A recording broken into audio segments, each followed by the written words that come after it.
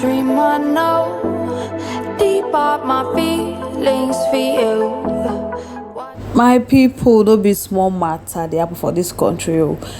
An information getting to us is saying that people have been on a plan to secretly murder Nnamdi Kanu. Moving on after this, we have APC tackles Kwankwaso over comment on APC and federal government plotting to create new breed of Boko Haram insurgents. But guys, before we comments fully, welcome back to our wonderful channel to bring you back-to-back updates and information as they hot.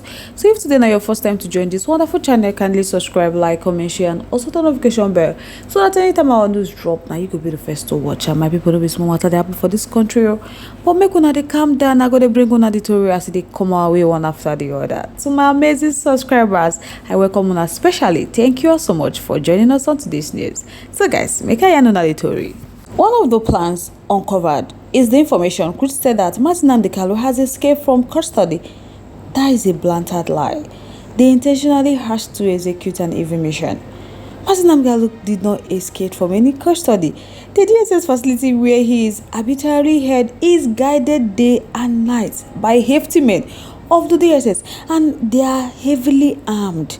Aside the fact that it is impossible for one to escape unnoticed from the DSS facility, Nnamdi Kanu cannot sneak himself out of the detention because he's not a criminal. He believes in equity and justice, and it is one of those things he is fighting for. So he cannot sneak himself out of the custody just like he did not sneak himself in.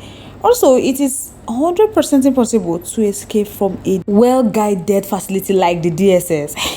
So the federal government of Nigeria purposely came up with that headline so that they will monitor the reactions of people, especially the reaction of IPOB members, so as to know the best time to execute their plan, which is to use the process to secretly murder Nnamdi Kanu and dispose his body.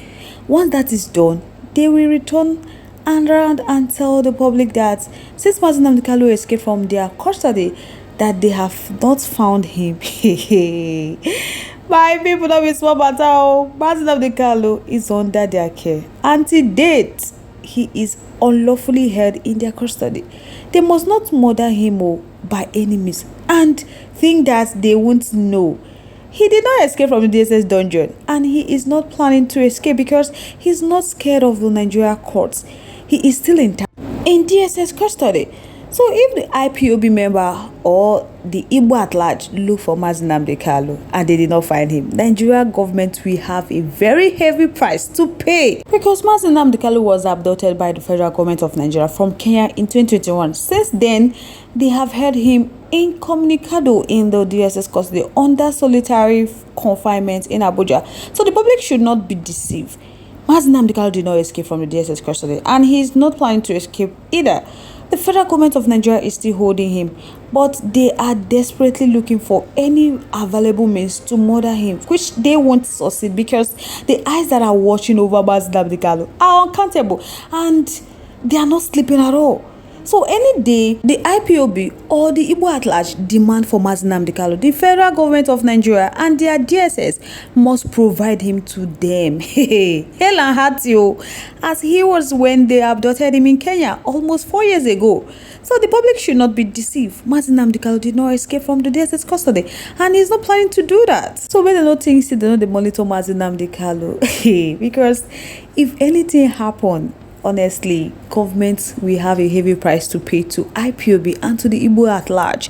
Some persons have been begging the federal government to release Nnamdi Kanu, but they don't know why they are still keeping him in detention. So I think they are trying to cook up a story to tell the people that look at what happened to Nnamdi Kanu. But hey, they will not take it lightly with them. So guys, I would like to know what you think about this matter in the comment section. Let's make the comment lively in our comment section. Once again, thank you so much for staying to us. Moving on to the next one. Kwankwaso voiced his concern in response to the current development in Kano State, where federal security agency tasked with maintaining peace, law and order are reportedly supporting the disposed Emir of Kano, Aminu Ado Bayero. Kwankwaso asserted that the people of Kano State would resist any attempt to undermine the state's legitimate authority, that they have mass fellowship because people believe in them and they are pro-people, and the NPP administration is determined to serve them whenever they vote for it. He emphasized that They would not stand by while enemies of the state attempt to disrupt the peaceful coexistence of Kanu,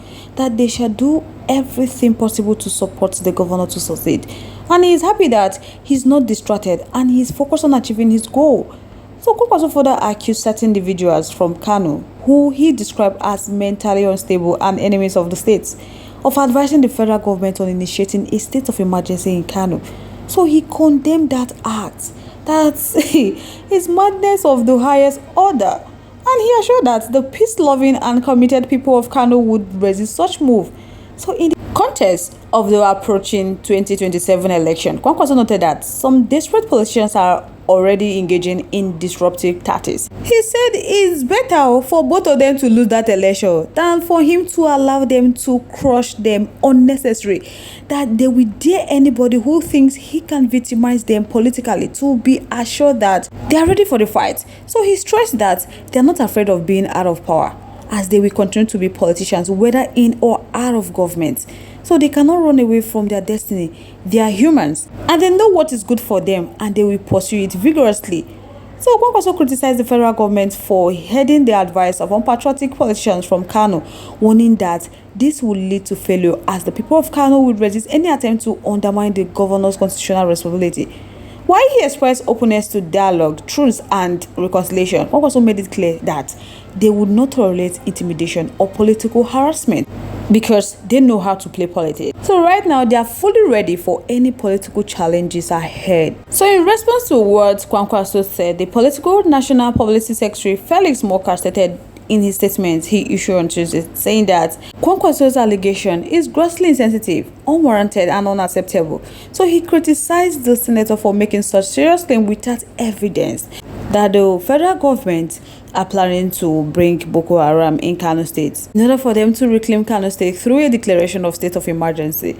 So Moka said that Kwankwaso's comments were made in reference to the ongoing Emirates tussle in Kano, which has been a source of tension in the region.